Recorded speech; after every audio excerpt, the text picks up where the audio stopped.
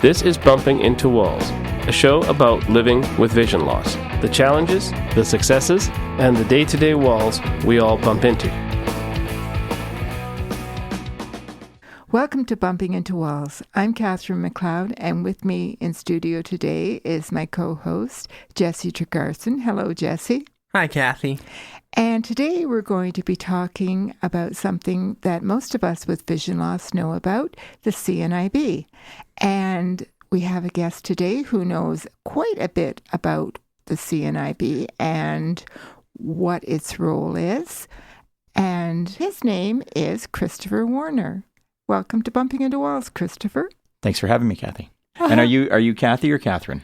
I noticed you introduced yourself as Catherine. I screwed that up. You can call me whatever you want. Okay. Just don't call you for late for dinner. We've definitely called her worse. All right. And just look at me. Don't call me late for dinner. Right. Anyway, and what kinds of things do you like to do at the CNIB, Christopher? Chris, or whatever you like to be called? I tell people when I do presentations that you can call me Chris. My name is Christopher, but you can call me Chris, or you can even call me Hey You, and I'll probably still respond. Yes. What do I like to do? Like I said, I do presentations. I talk on behalf of CNIB. Mostly, I like to call myself the mouthpiece because I'm out in the community. I'm talking at schools, seniors' homes, trade shows, wherever they send me, talking about CNIB, its services, and the things we do. And I always refer to the team back in the office because they're the ones who are amazing, and I'm just the mouthpiece that's out there to talk about them and promote them. Well, I think that you're probably a little bit more than that because you need to make sure that the team is promoted and everyone knows about the team, but you also need to make sure that people know what the CNIB is, because I'll tell you that, and I'm sure that more people with vision loss are aware of this as well, because when I first lost my eyesight and a friend took me to the CNIB or made an appointment with the CNIB, my daughter said to me, Mom, why are you going to a new bank at a time like this? So I'm sure that there are more people than my daughter who are kind of unaware of the CNIB. My grandparents. You're absolutely correct, and I joke about that as well. I like to throw a lot of humor into my presentations, and you're absolutely right. One of the things I joke about is the fact that people hear the letter CNIB and they confuse us with the bank, CIBC. And it's more of a visual joke. You won't be able to see it on the radio, but I put one arm out to my far left, and I wiggle my fingers saying, here's CIBC over here with a lot of money. And then I put my right hand out and wiggle my fingers and say, and here's CNIB needing a whole lot more. And, yes, that sort of brings it into context for people and they start to get it. But one of the things, going to your point about people being aware of CNIB, one of the very first things I do is I ask, just for my own curiosity, how many people in this room have heard about CNIB before I got here today? And, I've been in rooms with 40 or 50 people and only 2 hands have gone up. I believe you. And every time I do that, I say, wow, there's my job security. Because as long as there's people that don't know who we are, and as long as, less than 10% of the room knows who we are, they still need me and they still need they need somebody out there making the public aware of who CNIB is and what we do. Well, I can tell you, when my doctor told me that I had lost my vision, there was no mention of going to the CNIB for any kind of help. I mean, that was not in the conversation at all, and I think it should have been. It absolutely should have been part of the conversation, and so that's another thing that I talk about especially when I'm in the seniors' homes, because as we know, there's macular degeneration, glaucoma, cataracts, and diabetic retinopathy. Those 4 diseases are affecting a lot more seniors every day. And a lot of these seniors, 2 things happen. One, either they really don't know about us because maybe they're new to Canada, or the other thing that happens is they know about CNIB, but they hear Institute for the Blind, and they think they have to be completely blind before they come see us. And so they either don't know to come to us themselves, or you're right, sometimes their doctors will say, I think you're developing macular degeneration. And that's kind of where the conversation stops. The doctor doesn't say you should go see CNIB to get some help on how to live with this condition. And it's things as simple as how to get audiobooks. You're absolutely right. I mean, because that's one of the biggest laments that I get when I'm in the building, because before doing public education, I was in the store, as you both know. And so I was talking to people about the products and the things that we have there. And one of the things that people would often lament is that they can't enjoy a good story anymore because they can't read the print, so they can't read the book. So then I introduce them to, Daisy Players and then we talk about CELA, the library, for the audiobooks. And that reopens that avenue for these people where they thought that they'd never be able to read a good story again. Now they can have the story read to them. Magnifiers is another thing that I would think that seniors need to begin with. It's not necessarily that they are blind or maybe even legally blind, that their vision is fading, so they need something to help them see a little bit better. And the CNIB can help them with that as well. Absolutely. And that's, because a lot of these people, they're not completely blind, or they're not even going completely blind. So they're going to have some form of usable eyesight, whether it's their periphery or wherever it is. So a lot of these people can benefit from a magnifying glass or something if they want to, and if they know to look for it, to know that it's there. These are people that sometimes it feels good to be able to let them know that life goes on after vision loss. That's actually kind of the message of our show, isn't it, Jesse? Yes, it really is. Like, we're trying to, like the fact that we're even here, can just speak to that. If you are somebody who has lost your vision and think it's all over, you can follow your dreams, whether that's, going out and getting a job in whatever you wanted, or finally picking up that instrument you want to learn, or coming into a radio station and starting a radio show. And that's one of the reasons that I'm super happy to have you here, Christopher, is because that was kind of what got me into wanting to do a radio show about this, is because I went out to schools, mostly schools, and worked with children. And in each school, I could go in and educate a classroom full of children who probably went home and told their parents and their friends and everyone else, because children are great for that. And I realized that with this platform, we could potentially educate a much broader audience from just this one platform. And that really excited me to take all of the work that I'd been doing, and that you do, going around to different places and trying to educate people. And this was just another way to get the word out. And for me, it's meeting people on the bus on Calgary Transit half the time and having them asking me questions. Mm-hmm. And instead of answering them one person at a time, it's easier to do it on the radio. So what you're doing is the same sort of thing as what we're doing. You're going out in the community, though. So you're going out to the schools and to seniors' homes and everything else, and you're going out and doing it in front of audiences directly, though, face to face. So you get to see the people that you're talking to. Where we have faces for radio, so we're here. You're much cuter than we are. Well, I always believed that I had a face made for radio too, and I actually wanted to be in radio, but when I was back in school. But that's a different story for a different day. But you're absolutely right. I mean, I love being out in the community for exactly those reasons. I love being out there because the kids absorb it and learn it and take it home to their parents, grandparents, or whomever. But also the seniors, like I said, they either think that they can't come to us because they're not blind yet, even though they're losing their vision, or some of them just don't even know what we can do for them, right? So I get a chance to talk to them about those things and what we get to do what we can do for them to help them and show them, just like this show does, that life goes on, right? And if you've got the right tools at your disposal and you've got the right things, available to you, then you can have a very productive life if you want it. And that's another thing that I'm a really big fan of, is just letting people know that don't stop and keep yourself in a room somewhere and go, oh, okay, you know, I've lost my sight. I guess it's over. I'm done. And, you know, I'm just going to sit here and wait to die. That might be a little over dramatic, but I don't think it necessarily is. I think that sometimes that does happen.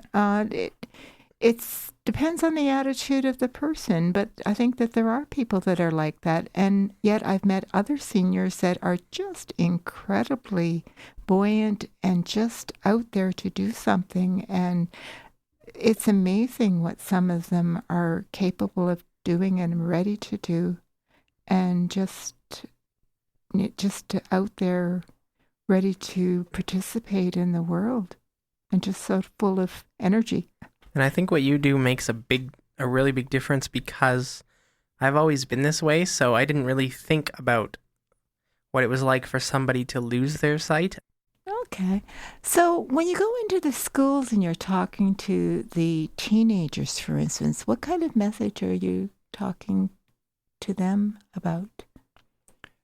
usually when I'm in a high school, I'm talking about two different things. I am talking about how there are, ways and means that life can go on even if you start to lose your vision, because some of the, at the young age like that in high school, you think you're pretty indestructible, right? You figure that you're immortal at that point. So I'm letting them know that if it were to happen to you in later life or whenever it happens, that there are ways and means that you can still have a productive life.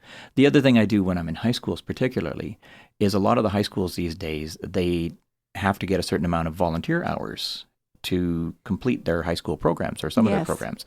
So it's an opportunity to talk to them about volunteering for CNIB and raising awareness, but also increasing our volunteer base potentially, making them aware of who we are and what we do, so that maybe they've got a relative who is losing their sight, and then it becomes a personal mission for them that they come and volunteer for us because they know somebody with vision loss, and they get to feel more involved in that person's life, but also in the life of other people with vision loss.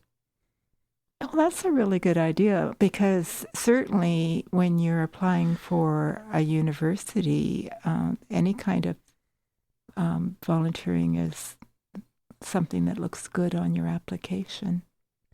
Absolutely. I've heard employers tell, when they're talking to groups of students and whatever, I've heard employers say that if they don't see some form of volunteering on your resume, they don't even look at your resume. Yes. Like, it's getting to be that much of a thing that everybody should be doing as far as volunteering, finding a way to volunteer in your community. So it's, I applaud those employers for looking at it that way, that they want to see that, because then they know that that person's also grounded and knows how to give back. Mm-hmm.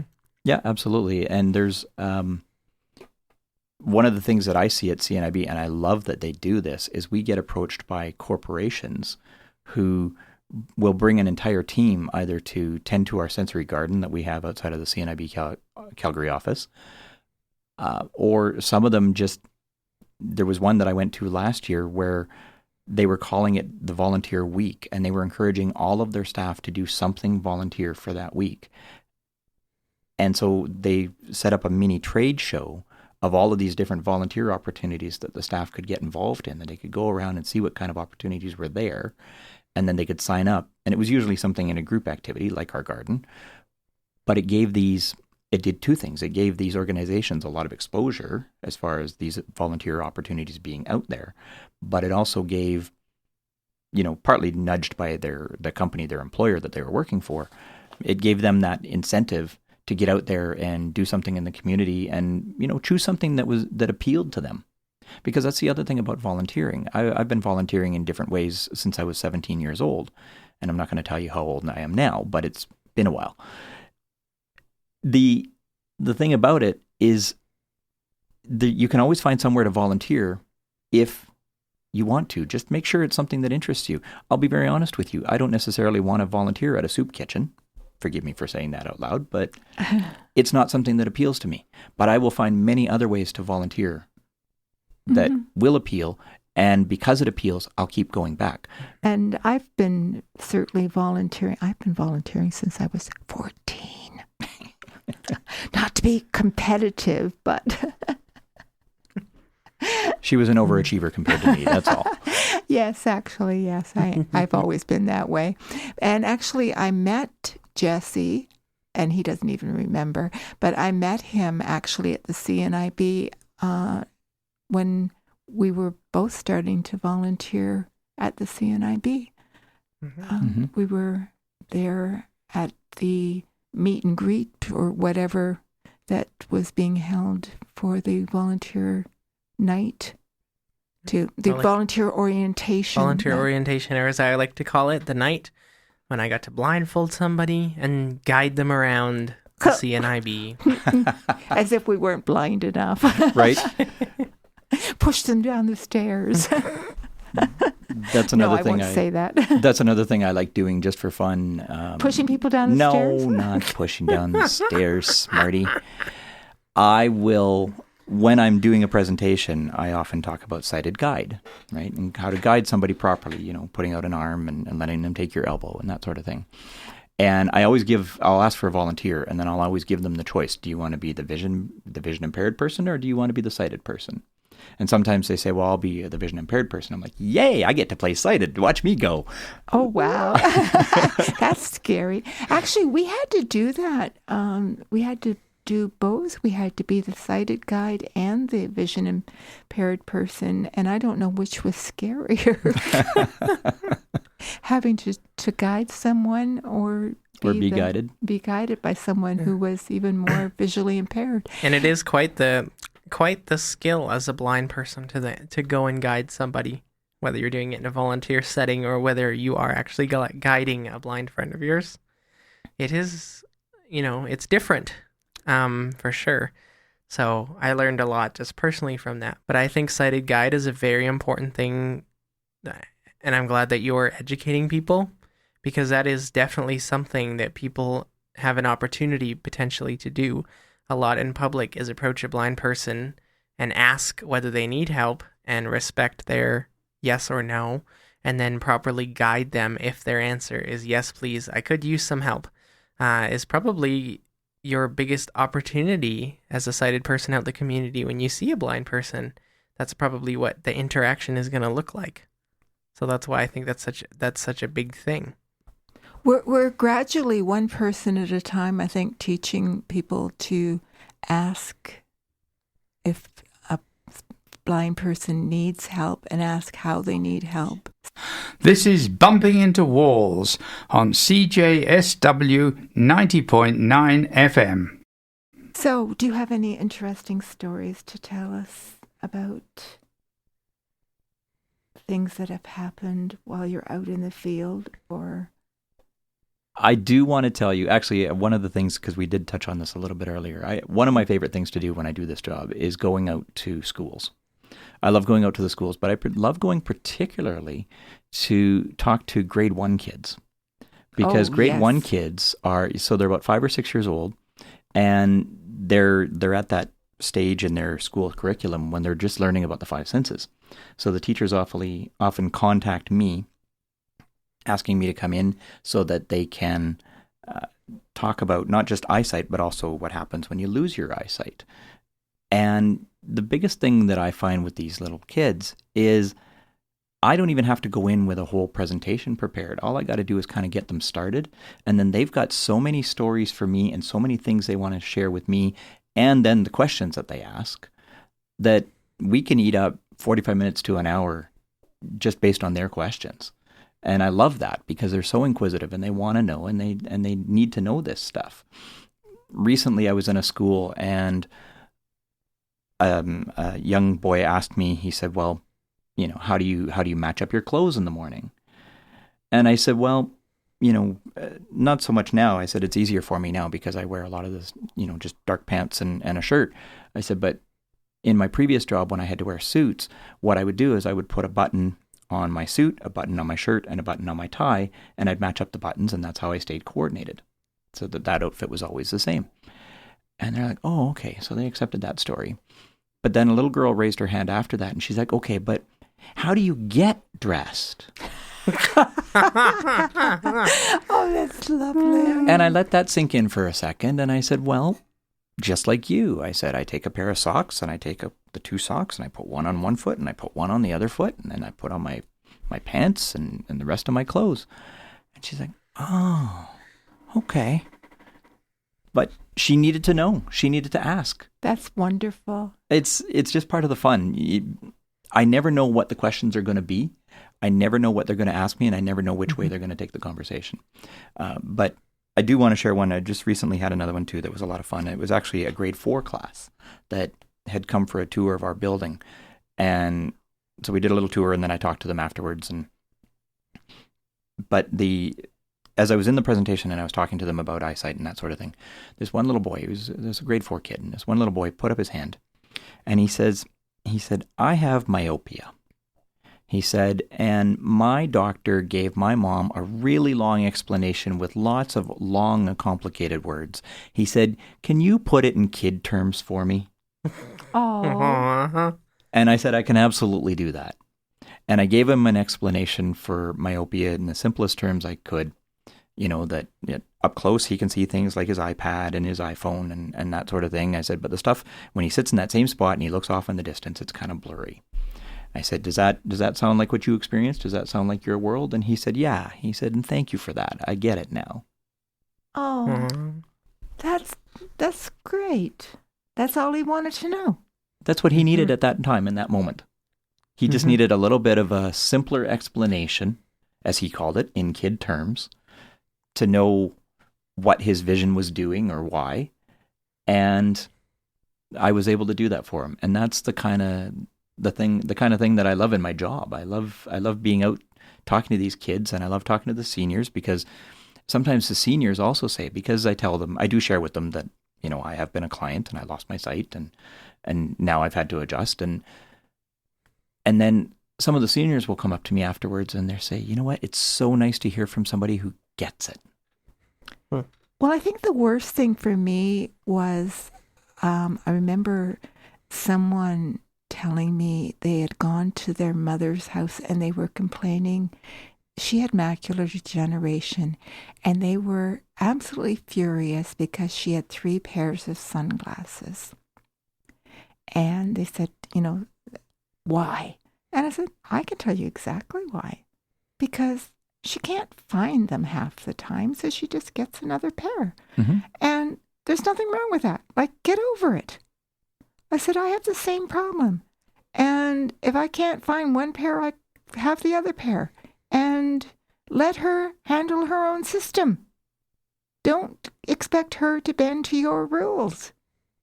And I spend a lot of time sometimes explaining to these fully visual people why someone with low vision or no vision does things. And sometimes people with low vision or no vision have made up their own little rules or their own little shortcuts. And it really is annoying when someone with full vision is trying to get this person to bend to a fully sighted world.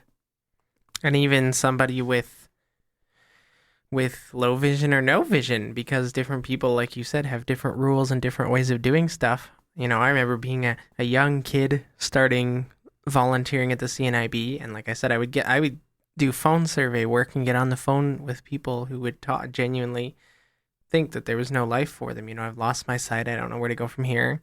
And I'd be like, oh, it's easy. There's this iPhone app and this device and this thing that does this. And they'd say, I'm 90 years old. I have no interest in learning that stuff. Exactly. So I had to quickly realize, and I've had friends like, oh, you should just get an iPhone and do this. And and then that ends up just not being what they need. And so I had to learn also that each person finds different ways of coping, and that, just because something works for me, it doesn't mean it's going to work for someone else. It's exactly like me saying, why don't you get a slate and stylus and learn how to do that, Jesse? Oh, gosh, I'm never going back to that. Exactly. Like, it works for me, but it doesn't work for you. Mm-hmm. No, it's absolutely true. And to that end, I recently, a friend of mine called me, and she said that one of her coworkers was recently diagnosed with uveitis. It's an eye condition that, is, well, I had heard about it, but I didn't know a lot about it. So I had to do a little research. I know nothing about it. I'm not going to give you the clinical definition that I read about, but I went and I'd read up a little bit. But I also went to our low vision specialist at CNIB in Calgary because she's a trained ophthalmologist. She knows a lot. Yes, she is. Yeah. But before I got there, before I went to ask her for the information, my friend who was, trying to get me to help her coworker said, very similar to what you just said. She said, "Oh, well, you should talk to her. You can tell her about the iPhone apps, and you can tell her about magnifiers, and you can tell her about all of these things." And I'm like, no, wait. I said, first things first. She needs to just swallow the fact that she's just been given the diagnosis of this condition, and she's got her own fears about that condition, because one of the things that she read, and it drives me crazy when people do this. They get a diagnosis of something, so she got this diagnosis of uveitis, and she went and consulted with Dr. Google. Oh, no. And Dr. Google tends to lay out everything and sometimes lays out the worst case scenarios. And one of the worst case scenarios that Dr. Google said was it can cause blindness. So now this woman is freaking out, thinking that she's going to go blind. And so my friend is like, well, you can talk to her about iPhone apps and magnifiers and slate and stylus and all of these things, all of these tools that she can use. I'm like, no, hang on. She needs to accept the fact that she's got a condition first, and then we'll worry about those other things later. She hasn't even come to terms with the fact that she's got this diagnosis. I said, but before we even get there, let me go and talk to the people I know, like our low vision specialist. And I said, let me go find a little bit more about this disease. So I went and I talked to the low vision specialist. I asked her about it, and I asked her about the possibility of going blind. And she said, yes, that's possible in regions where access to a doctor is not, might not be for months. She said, but in a place like Canada where you can get to an eye doctor probably within a week, she said it's extremely unlikely that she'll lose her sight.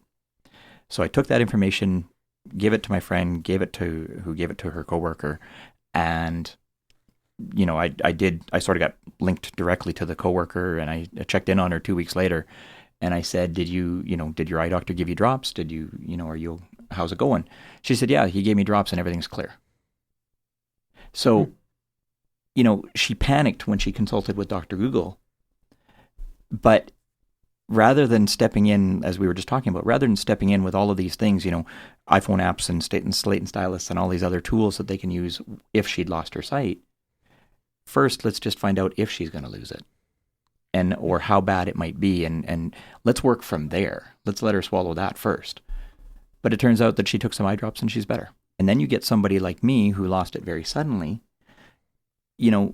Yes, it was great that I got a referral. My doctor was actually awesome, and they referred me to the CNIB before I even left the hospital, which was fantastic. But on top of that, I needed to come to terms with the grieving process, as we talked about earlier.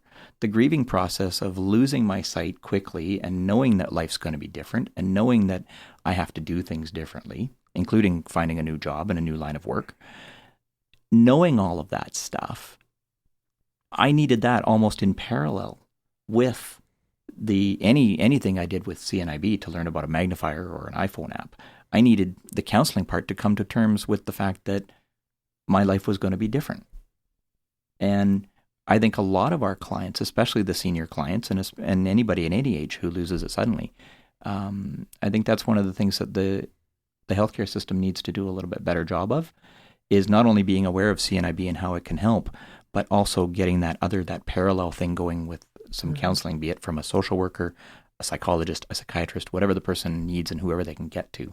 The one thing I suppose that we all say, well, I can do anything I want, but I can't drive. Oh, yeah? I went to a go-kart track, and because on a go-kart track, everybody's going around presumably in the same direction. Nobody's going to cross in front of you. There's no signs to watch out for. There's no lights to watch out for. And I've actually gone out and lapped and beaten my friends.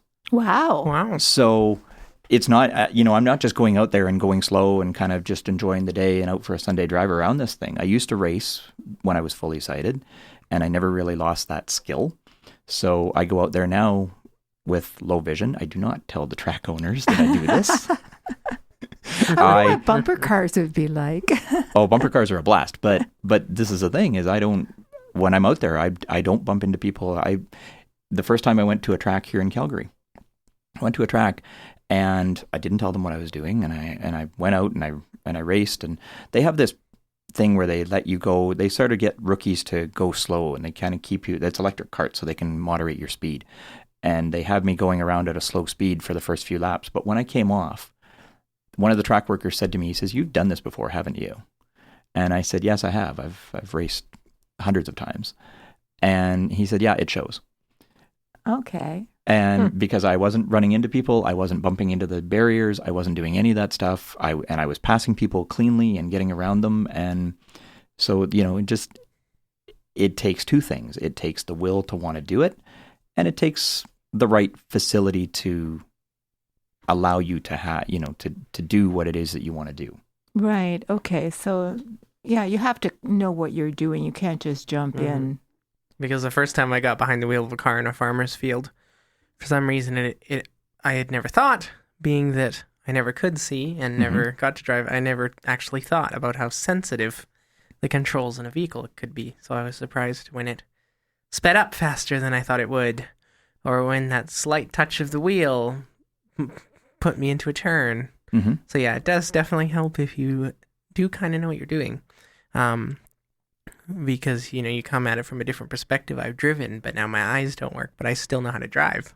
That's right. And as far as, and when I do these things, I do go around slowly, or at a moderate speed, the first lap, maybe two, because I learn the path.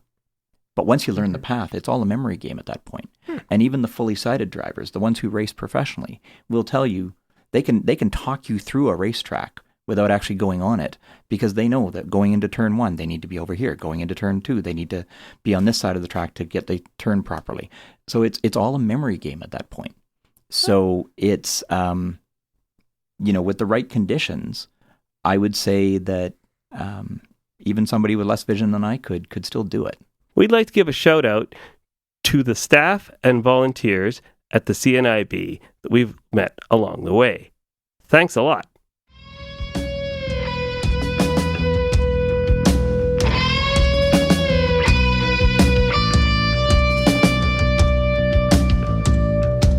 Tune in next time to see what people, places, or things we've been bumping into. To contact Bumping Into Walls, find us on Twitter at into_walls. Or send us an email at bumpingintowalls@gmail.com. You can also check out our website, bumpingintowalls.wordpress.com. Bumping Into Walls is produced, edited, and hosted by Jesse Tregarthen, Anthony Hodges, and Catherine McLeod.